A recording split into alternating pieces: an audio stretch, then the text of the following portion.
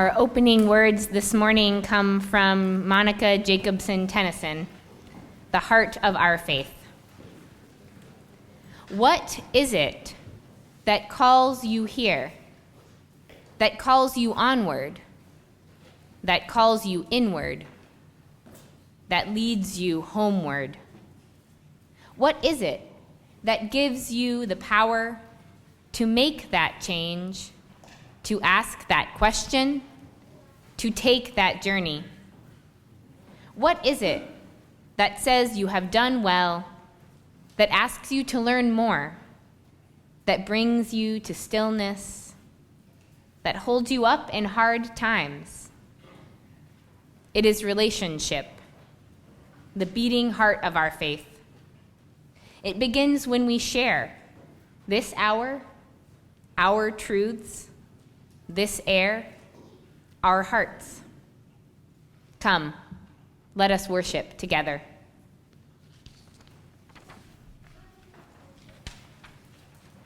And I invite you to rise in body or in spirit and join in singing hymn number 1. Number 1 in your fabric-covered or gray hymnal, "May Nothing Evil Cross This Door."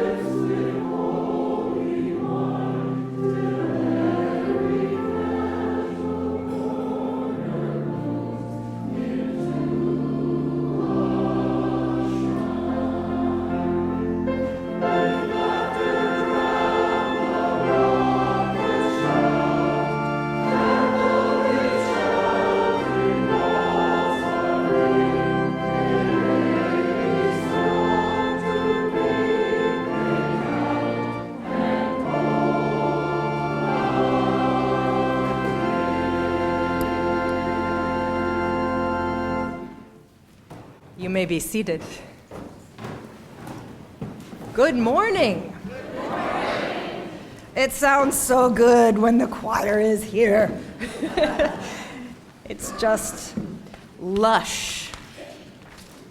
Well, good morning, everyone. Good morning to the folks joining us on Zoom this morning. I know there are often just as many people out there as there are in the room, and we're just so glad for all of the ways to be together.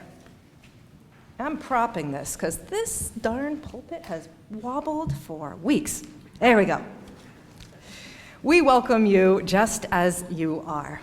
We celebrate the many diversities among us: age, race, class, varying abilities, sexual orientation, or gender identity, religious and political beliefs.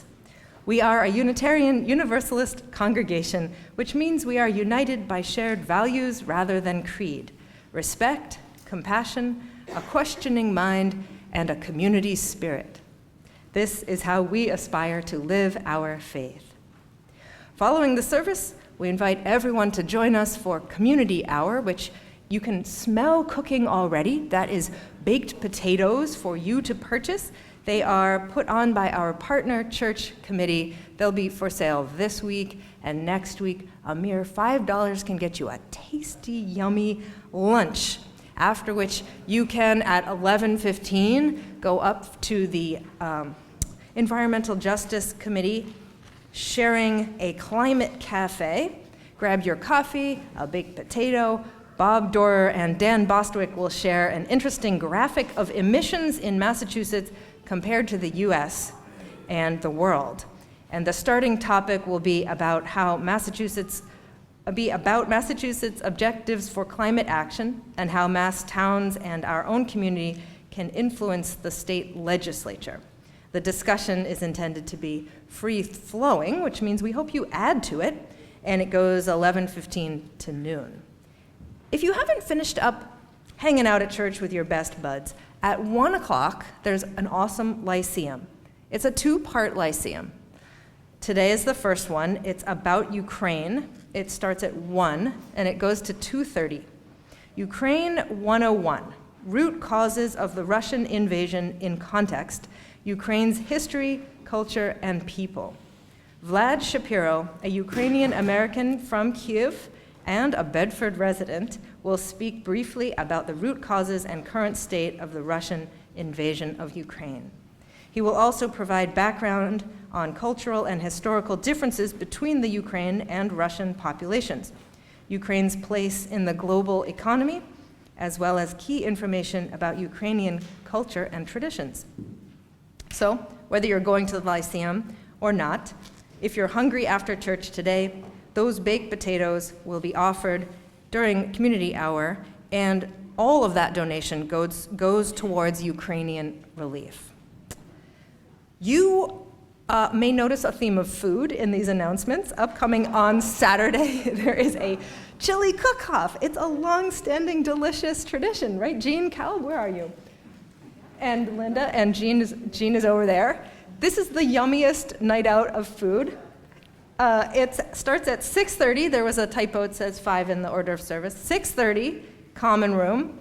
You can contribute a big pot of chili of your choice for the high-stakes competition, or you can come hungry and vote.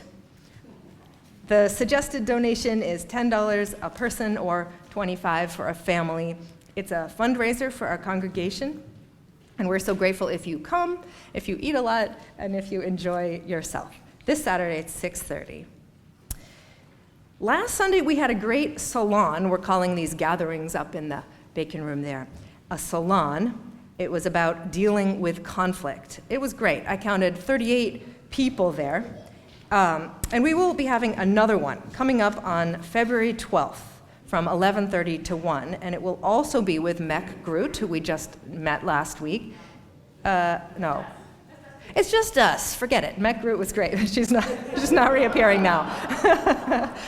So it will be about Article 2, which you are about to hear about in a minute. It's the topic a bit of today.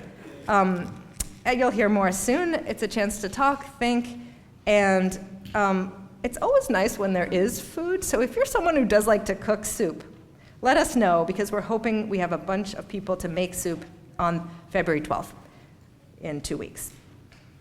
Okay, more food. The annual Talents and Treasures auction. It has been a part of First Parish for decades. It's both a fundraiser and a wonderful social event. In the past, we've had great childcare, finger foods, and drinks, a time for socializing, all culminating in a raucous live auction. There's some folks up here who really make a spectacle of themselves, being auctioneers and such. And it's followed by delicious desserts. People auction off all sorts of things, from bird watching to a week on the Cape to neat jewelry to homemade spicy nuts. It's just great. You don't want to miss it. However, to make it run, Dawn LaFrance Linden, Delcy Sherrill, and Kath Van Prague warmly welcome and eagerly invite you to join their team. They're in need of some people to help train with Delcy to run some of the online aspects of it. We also need 2 to 4 people to help plan and coordinate the event. And if you think it's a good team of people to work with, you're right. So if something like that is interesting to you, please speak to them. It makes and it's also time limited. The auction happens and then it's done. It's this love burst of energy, and then you get to rest all the rest of the summer. Okay, and Our new monthly Vespers service has moved to Tuesday because of the snow that didn't happen. It will be at 7 p.m. in the Bacon Room. And you know what? I don't think there's any food at that event, but maybe there should be. So if you want to bring it, great. Food is love. Here ends the sacrament of the announcements. And I think what we will do now is share in our unison affirmation. Will you join me in standing as you are willing and able? Love is the spirit of this church, and service is its law. This is our great covenant, to dwell together in peace, to seek the truth in love, and to help one another. El amor es el espíritu de esta iglesia, y el servicio es su ley. Este es nuestro gran pacto, vivir juntos en paz, buscar la verdad en el amor, y ayudarnos los unos a los otros. And our time for all ages is led by Annie. So since Lisa Maria has this Sunday off, I get to do the fun part of the service, which is the time for all ages. And I have a question for you all. And that question, and folks who are on Zoom can type answers in the chat too. My question is, why do you like to come to church? Why do you come to church? Does anybody have an answer? Yes. Fellowship. We like fellowship. That's very good. Anybody else? Yes. Music. Oh, that's an A+ reason to come to church. Absolutely. Yeah, Henry. Free food. Henry, I knew I could count on you. Yeah, that's right. Free food. Those are excellent reasons. What about y'all? Anybody up here have another reason? Singing. Yeah. Just makes me feel better. It makes you feel better. I love all these reasons. Yeah. It's something that you get to put, it's a community that gives back, so you get to give and receive. You get to give and receive. That's really beautiful. Thank you. So I definitely went to church for all these reasons when I was a kid. And I was really about that free food too. Because you know that when you came running into coffee hour from Sunday school, you could snag some good stuff. So I grew up, and the first church I went to when I was 6 was the Universalist Unitarian Church in Peoria, Illinois. And I definitely went because I liked singing and music, and I definitely went because I liked to see my friends. I liked fellowship. And my family ended up being good friends with some other families who had kids about my age. And we spent a lot of time together, and it sort of became like they were my aunts and uncles and cousins. Now, do other people have people like that in your life where they're like your nibblings, they're like your grandparents, they're like your aunts, uncles, and cousins, even though they're not related? You've got that going on? Yes, that's awesome. It's a really special thing. And so we called our group, it was really happenstance, but almost everybody in that group, their last name started with the letter G. It was the Gonzalez, the Goodners, the Glass, the Growies, I don't know. So we did let one H family in, but G is very close to H in the alphabet. So we called it the G group. And so I grew up with the G group, and we were all Unitarian Universalists, and it was really wonderful. We had holidays and trips and all kinds of things. A couple years ago, something sad happened, and one of my G group uncles got really sick. And the doctor said, "There's nothing more we can do about your sickness, and you'll die pretty soon." And so we got ready to say goodbye. And that was a sad thing, and also a really beautiful thing to do. And unfortunately, this was in the pre-vaccination phase of the pandemic, so we couldn't say goodbye in person. But we did the next best thing. We all got on Zoom, and every single member of the entire G group, even the people my generation who were far flung around the country, we all got on Zoom. And we said goodbye. And after he died, I heard a story from his wife, and she said that when he was dying, his daughters wanted to sing him a song. And the song they could think of was a song they knew really, really well. And they knew it so well because we sang it every single Sunday at church when I was a little kid. We sang it when the kids left to go to Sunday school. And that song was Go Now in Peace. Do y'all know that song? I'm seeing nods. Yeah. Would you sing it with me right now? Go now in peace. Go now in peace.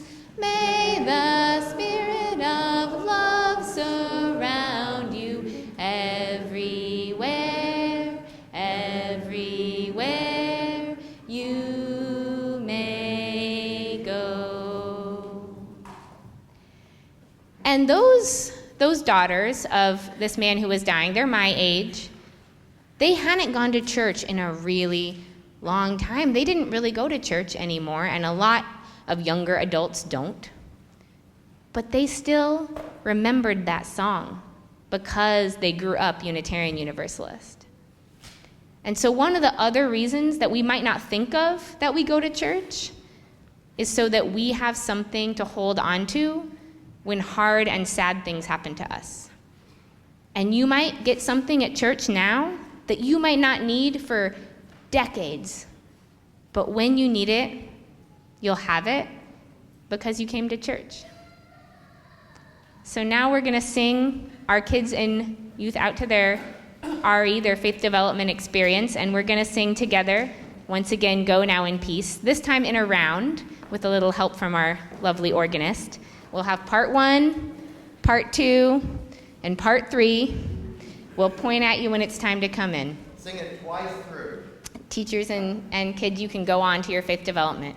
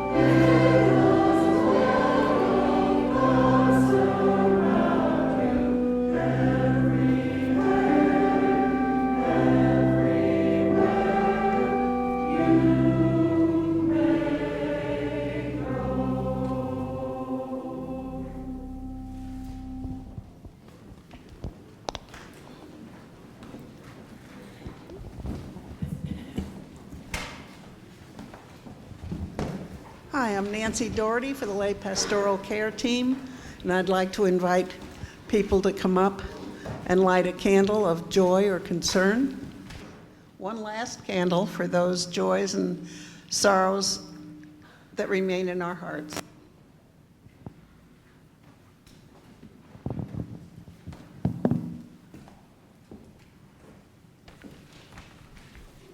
So in case you didn't know it, when I was in college, I had a chance twice to study in Salzburg, Austria. And the second time I stayed with a family with whom I'm still in contact and went to visit them a couple of years ago, and that was great to have a reunion after so many years, at least 5. But when they took me to their local church, it was in the hills surrounding Salzburg, so it was up in those beautiful mountains. And I was learning German. One of the reasons I was there was to learn Germans. And when they did the announcements went on forever. I mean, it was April, and we were hearing about events happening in October. And the problem was I didn't speak German well enough at that point to know what they were saying. I could just tell where they were, and I thought, oh my gosh, I can't believe this. So Megan was making jokes about food and the length of the announcements and how many. And you know, that's what's great about this community.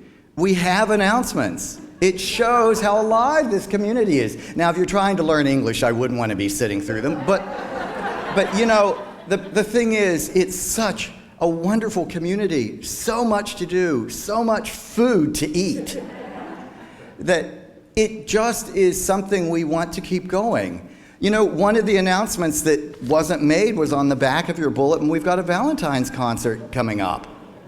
No, Megan, I'm not penalizing you for not mentioning it. I'm actually using this as an example. If you come to the concert, the net proceeds go to First Parish. And I'm telling you that I would love everyone here to come to the concert, but you know what? You don't have to. You can give this morning. Please give generously, and let's share what we have with each other. Go ahead, choir, time to come up.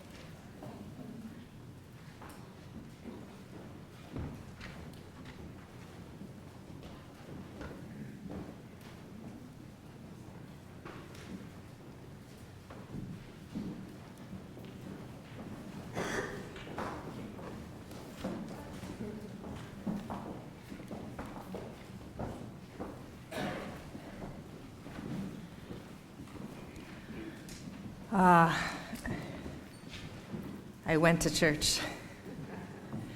Thank you. So, in the order of service, you'll see that we are about to hear from the Article 2 Study Commission report to the Board of Trustees, the UUA Board of Trustees. What I'm going to do is share with you a bit of our bylaws.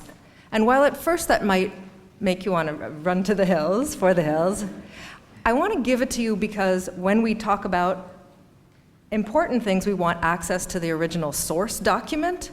So there has been, for a number of years, people talking about Article 2.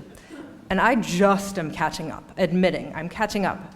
And my initial reaction is, I don't even know what this is. Why are they trying to revise the principles and purposes, and I'm annoyed, but actually it also stems from me not having information.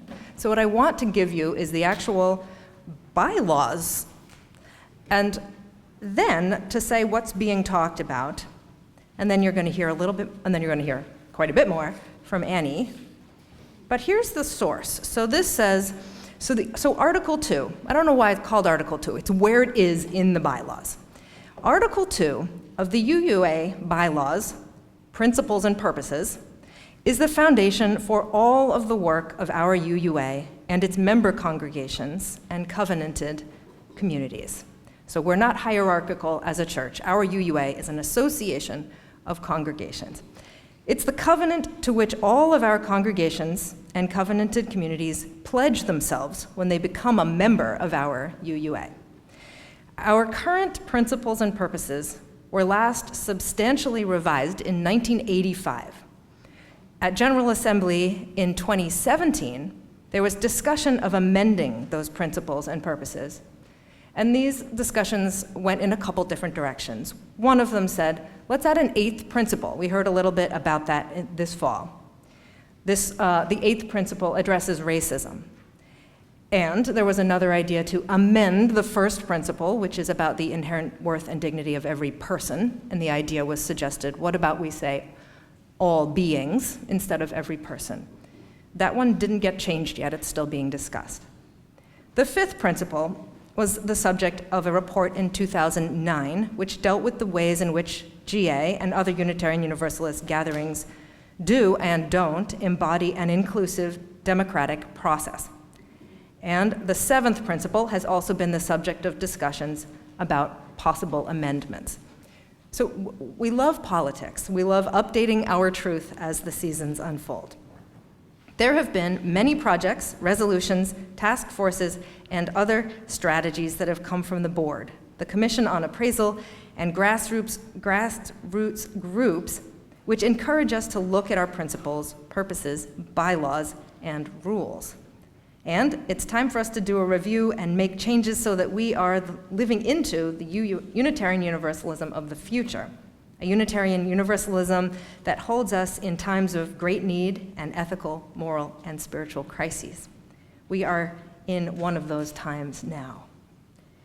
So in response to those discussions, the UUA board committed to establishing this Article 2 study commission to consider possible amendments to this article. The main functions of this article in our bylaws are legal and organizational. It defines who we are in a legal sense, and it sets up the parameters of the UUA as an organization. In that first phase of the process, it became clear to us that in addition to these main functions, which are required of any bylaws, there were many other functions that UUs expect it to fulfill. These include theological. It helps us articulate our shared values and theology. Social. It serves as a shared cultural touchstone. Educational. Lists concepts to teach and sources to draw from. Personal. Serves as a personal code of ethics. Evangelical. A way to explain to others who we are and draw their interest. Rhetorical. Used in public situations to define our beliefs or morality in legal or political contexts. This is a different set of functions than many organizations expect from their bylaws. We suspect that because we do not have a creed or a confession of faith, which other religions rely on to fill these roles, these functions have fallen to Article 2 as the closest analogy because it is a shared agreement between congregations, and we have congregational polity, which is the way we describe the way we do our politics. That's the end of the reading. I know it's a lot to chew on, but don't worry. Annie has more to say.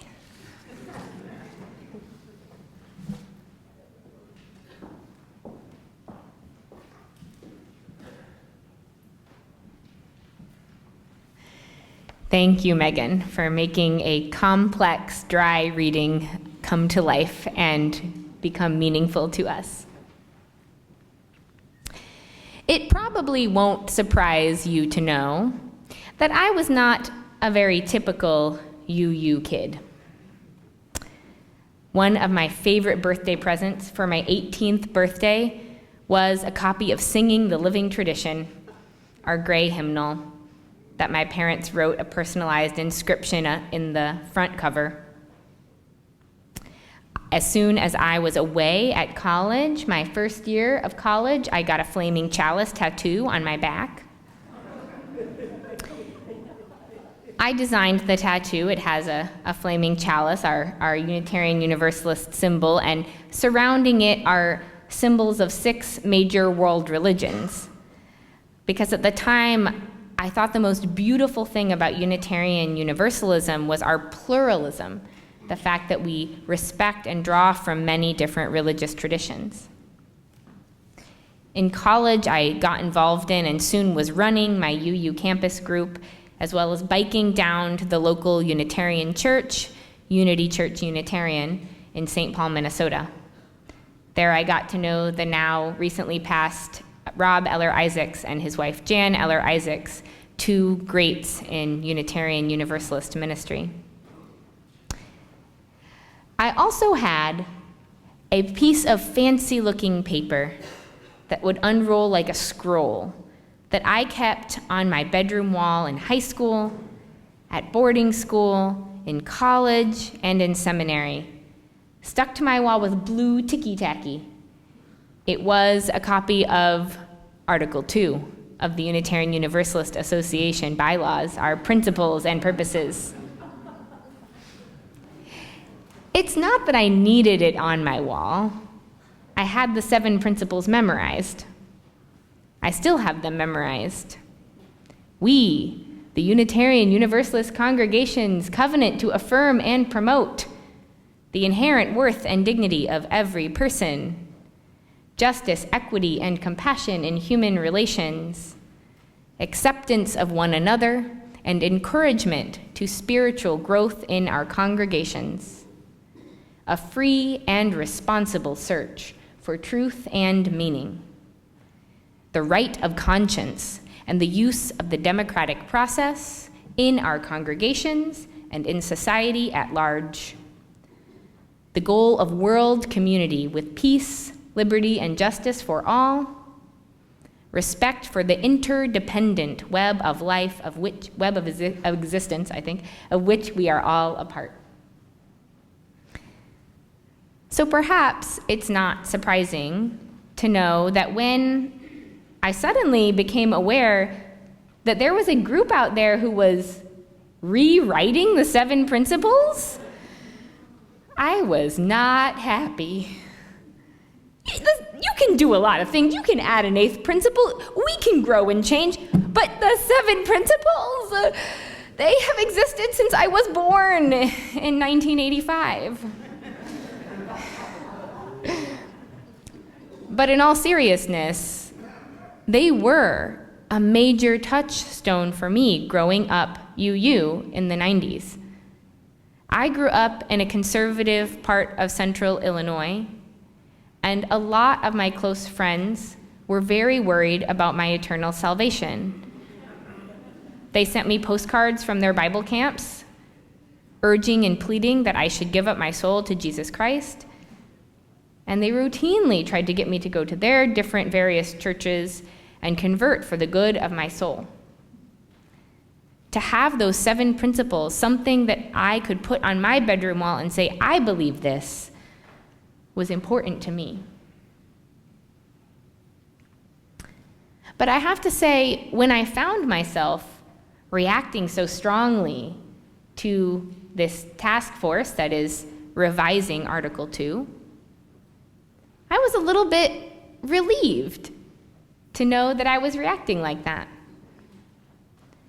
I was a little bit relieved to know that that young woman was still there, the one who had put the 7 principles on her wall and memorized them all as a teenager.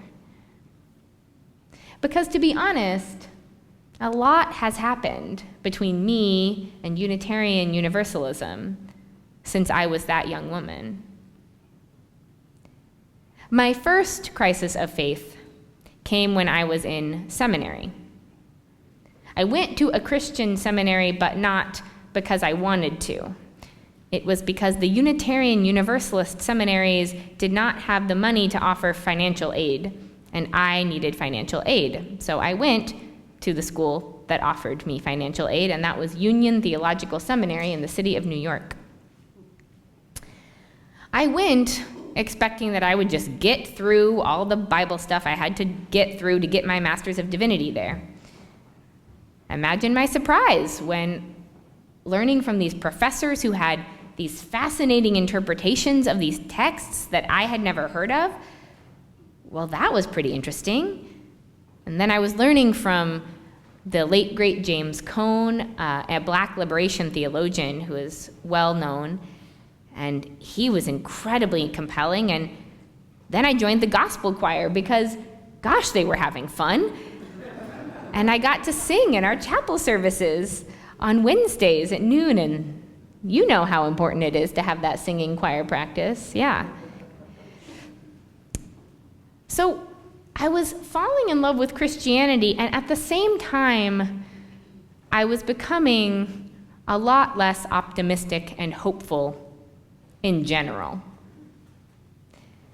I had been very optimistic, perhaps because I was raised UU, or perhaps just my personality. But when Barack Obama was elected president, when I was in my senior year of college, I thought, boy, this is it. We're finally out of the rough spot, and we're heading good directions. Turns out that didn't fix everything. Turns out a lot of the problems facing our country and our world were much deeper and more ingrained than I had any idea of. And as I came to understand these things more deeply through my direct experience at Occupy Wall Street in New York City, and through the organizing around racism happening within my own seminary, I found I wanted something to hold on to that had a little more oomph to it. And this story that I was learning in seminary about this radical, organizing Jewish man who was bringing the masses up and was murdered by the state, well, that had some oomph. He even came back from the dead. The 7 principles, they were a little vague. But the thing is, no matter how much I was finding Christianity nourishing, I knew that I could never stand up with integrity and say that it was the best faith tradition, the only faith tradition, or the one that people should practice. It works for me, but I knew that it was not the faith tradition, and that I needed to stay in a community where people were drawing inspiration from all kinds of different traditions. Plus, UUs are my people. They're the people who raised me. They're the people who made me who I am. The family friends I talked about in the Time for All Ages, and that stalwart Sunday school teacher who alternated with my parents every other year teaching my grade in Sunday school as we moved up through the ranks. The seminarian, now minister, who ran a summer program I attended in Boston during college and helped me process a lot of what I was going through as a young adult. These were my people, and I wasn't about to go anywhere. My second crisis of faith happened when I was working for the Unitarian Universalist Association. It was my first job after I became ordained as a minister. And my role there was to support young adult and campus ministry, as well as what they called emerging ministries. All of this was focused on young people and the future and changing our faith and the future of our faith and the bright, shiny new initiatives that were taking off. And it was so hard. I was one staff person, and I was supposed to help us figure out how to do ministry to 18 to 35-year-olds and also on college campuses and also these other special endeavors that were starting out. And with what funding? It felt kind of pointless and futile many days, I have to admit. And then there started to be a lot of internal controversy. There was a conflict that erupted around white supremacy culture, in which 3 top staff members, including the president of the UUA, resigned suddenly. Chaos was reigning. And I was thinking, is this really what it is? Then one day, I, through my activism work, decided to take on a nonviolent civil disobedience action with Movimiento Cosecha, which was an immigration justice group I had been organizing with. And it can be helpful when you're doing a protest to get some nice photos of people in clergy collars getting arrested, so I said I would take on that role. And so I went, and we sat on the steps of the Suffolk County Jail, which at that time had a contract with immigration and was holding people in immigration detention. And we sang songs, and we waited, and eventually got arrested. And as I was in the police transport van, sitting on the hard metal bench, there was a very young person there. They looked like a teenager, and they had mentioned something about being there because of their own undocumented family members. And they leaned in and talked past a couple people in between us and said, "What kind of pastor are you anyway?" And I said, "Oh, I'm Unitarian Universalist. You might not know." They interrupted me. "I'm UU too. Can we sing Blue Boat Home?"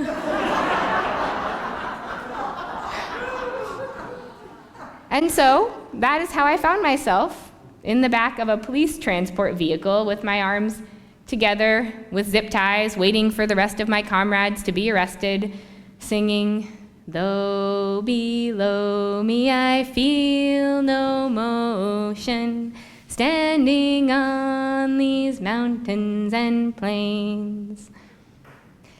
When we were later processed at the jail, and I ended up being put in the same holding cell with this young person, by the time I got there, they had been in that cell for quite a while by themselves, and they were really anxious and really stressed out. And so we started to talk, and they told me a little bit about how they missed Unitarian Universalism. Now they were in college, and they didn't really know how to engage with it. And I told them, well, that's actually my job at the Unitarian Universalist Association. And it was funny because I thought I was taking the day off work to go get arrested. But really, I was just doing my job in a jail. By the end of the day, I felt grounded once again. What's the point of all of this? This is the point. The point is that this young person who did a brave, scary thing because they love their family could sing Blue Boat Home in the back of a police transport vehicle. And this has remained the point for me. Frankly, I got burnt out at the UUA, trying to save Unitarian Universalism, trying to find our future and help us live in better alignment with our values. The role that the Youth and Young Adult Office ended up playing in that system so often was trying to push and pull and plead and get people to move in a way that they weren't ready to move. And frankly, big institutions move real slow. And so I sort of checked out of a lot of what was going on in our larger denomination. And I don't think that was particularly responsible of me, to be honest, as your minister. I think it's actually important for me to know what's going on in our faith. But I really tried to tune it out as much as I could, especially all of the infighting happening in various Facebook groups. And let me tell you, I am in a lot of Unitarian Universalist minister Facebook groups. Whew, and there's a lot going on in there. So I kind of didn't pay that much attention when there was a whole controversy around gadfly papers at General Assembly, and I only begrudgingly participated in conversations around updating our UU Minister Association guidelines because that had a whole controversy. I dragged my feet on the 8th principle, even though I do think it's important. And now there's Article 2. I feel pretty ambivalent about how much to prioritize these types of things, these internal to Unitarian Universalism issues. Because on the one hand, our world is in such crisis. We all know, and I don't have to rattle off the crises that we face on every level, every day.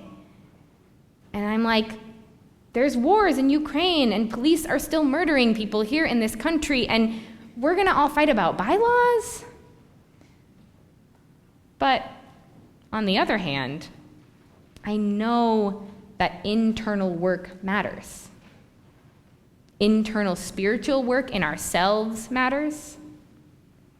In our congregations, the work we do together about who we are together matters. And in our association of all the congregations, how we decide to be together, that matters. We will discuss the changes to Article 2 next month as a congregation.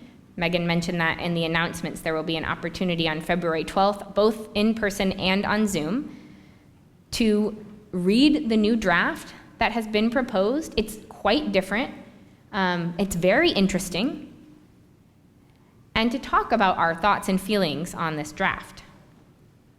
The draft has had many different iterations as this task force has gotten feedback, and it will be voted on at the General Assembly in June.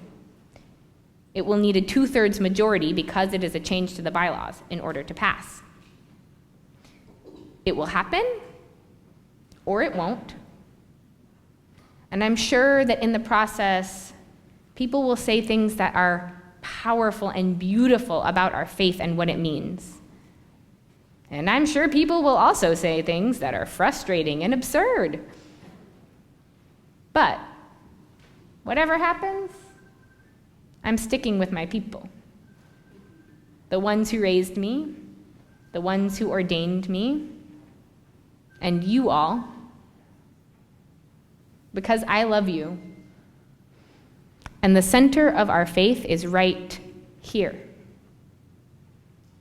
The center of our faith is when we take time to talk about conflict and covenant and work really hard to be honest and vulnerable and loving humans, which is some of the hardest and most important work that we can do. The center of our faith is right here when you're giving each other meals and rides and showing up when things are hard. The center of our faith is right here where our youth go to learn about homelessness firsthand in Boston and then have an opportunity to work with a UU Mass Action Youth Corps on rent control legislation, putting what they learn into action. This past week, I met with a couple who wants to have their wedding here in our church, and it's because they like beautiful historic New England churches and just called around all the ones in the area and found our staff to be the most friendly. Thank you, Stacy Katz.